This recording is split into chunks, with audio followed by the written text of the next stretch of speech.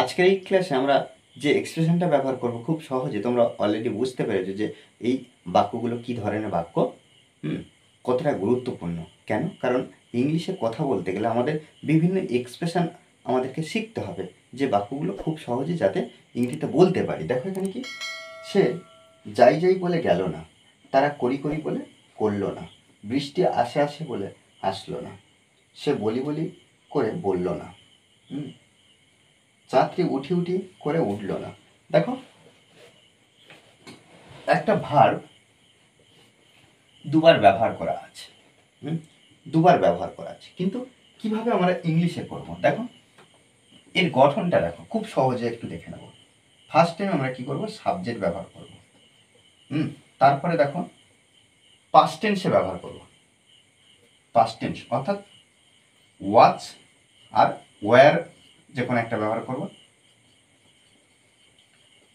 About plus to plus V1 plus but plus আমরা এখানে V2 লিখব। অর্থাৎ প্রত্যেকবারে দেখো এই যে নেগেটিভে আছে, সেক্ষেত্রে আমরা V2 অর্থাৎ ডিট প্রত্যেকবারে বসিয়ে দেবো।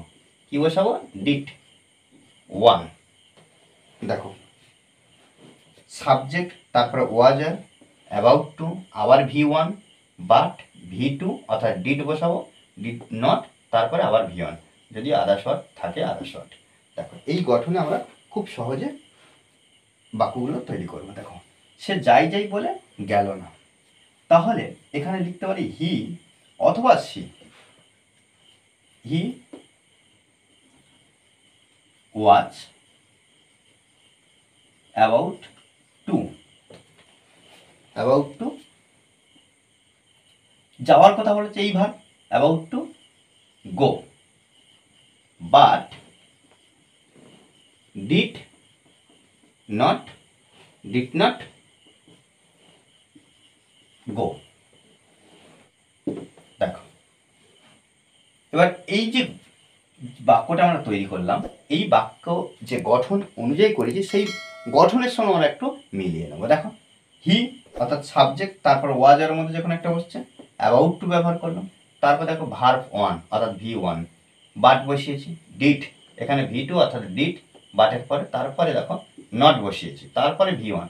আর আদার্স ওয়ার্ড যদি থাকতো বা অন্যান্য কোনো শব্দ থাকতো, তখন আমরা ভার্বের পরে বসাতাম। কি, সে যাই যাই বলে সেখানে গেল না, তাহলে কি এখানে এই যে সেখানে যদি হতো, তখন আমরা দেয়ার ব্যবহার করে দিতে হবে।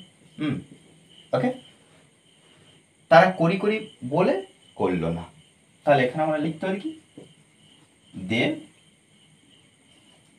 দে ওয়াচ। আচ্ছা, দের পরে আমরা কি বসাবো?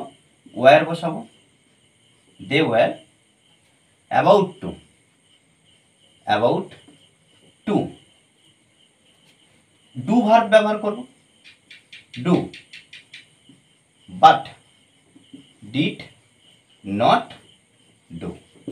ওকে, বৃষ্টি আসে আসে বলে আসলো না, তাহলে এখানে লিখতে পারি the rain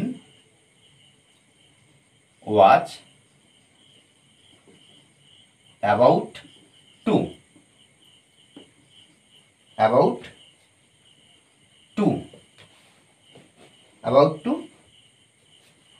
come, but did not কাম।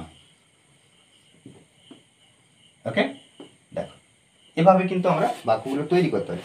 আর সে বলি বলি করে বলল না, এই বাক্যটা আর এই নিচের এই চাঁদটি উঠি উঠি করে উঠলো না, আমাকে কমেন্টসে জানাবে। কেন? কারণ আমাদেরকে প্র্যাকটিস করতে হবে। মনে রাখতে হবে যে there is no substitute than practice, practice is very important part. Okay, আর এই ক্লাসটি যদি ভালো লাগে অবশ্যই লাইক করুন স্যার। আর যারা এখনো পর্যন্ত চ্যানেলটি সাবস্ক্রাইব করেননি, তারা অবশ্যই চ্যানেলটি সাবস্ক্রাইব করে পাশে থাকবেন। Okay, thanks for watching this video.